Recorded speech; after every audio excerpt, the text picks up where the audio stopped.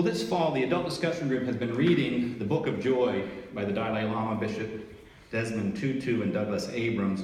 And in it, these two spiritual leaders, both of whom have experienced the injustice of the world in very profound ways, discuss the nature of joy as an essential quality of the spiritual life, as well as how to cultivate joy in our lives in a world that is so full of suffering. For both of them, joy is both bigger and deeper than happiness. Happiness is a feeling based on pleasure and getting what you want. Joy, they say, is both a quality that comes from within and a response to the world that doesn't depend on external circumstances. Joy is also something we can cultivate in our lives through faith and through spiritual practices that help us to shift our way of seeing things to a broader, deeper perspective about the nature of life.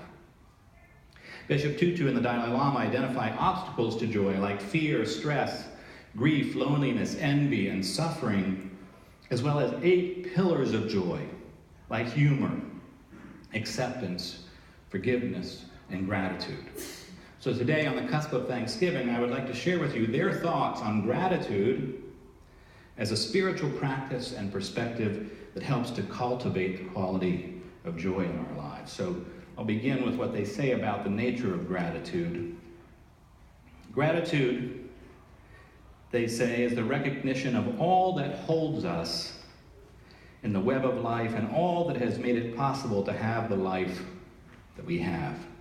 Both Christian and Buddhist traditions, perhaps all spiritual traditions, recognize the importance of gratefulness. It allows us to shift our perspective toward all we have been given and all that we have. It moves us away from the narrow-minded focus on fault and lack and to the wider perspective of benefit and abundance. Brother David Steindl-Rast, a Catholic Benedictine monk and scholar who spent a great deal of time in Christian-Buddhist interfaith dialogue, has explained, it is not happiness that makes us grateful, it is gratefulness that makes us happy. This, I think, is what the Apostle Paul was talking about when he wrote, "Be joyful always, pray at all times, be thankful in all circumstances." He wasn't suggesting that we should constantly feel deliriously happy.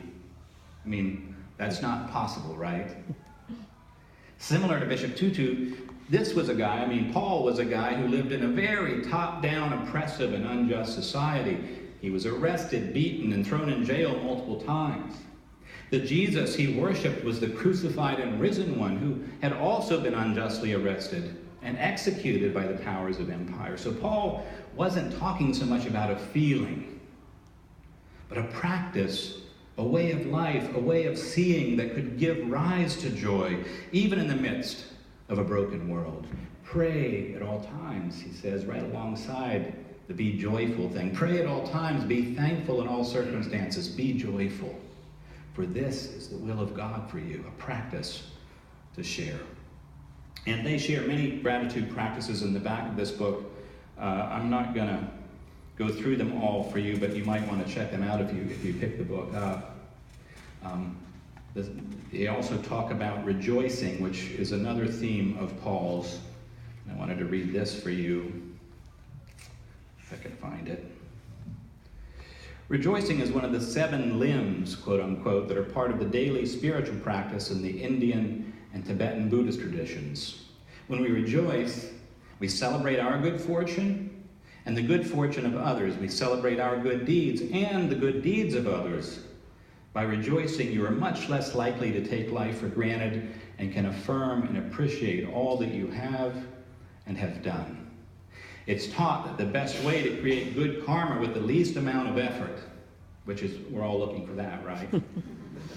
is to rejoice in your good deeds and the good deeds of those of others. Rejoicing predisposes us to repeat those good deeds in the future. And so it struck me that rejoicing in the Tibetan tradition, in the Buddhist tradition, echoes Paul's words, rejoice in the Lord always. Again, I will say rejoice. Paul wrote those words to the ancient church at Philippi. And when we hear them, some of us groan because we think again of a kind of forced happiness that isn't genuine. But Paul's words are in a context that make it clear he's not simply talking about singing happy songs. Rejoice always, he says, and then continues, let your gentleness be known to everyone.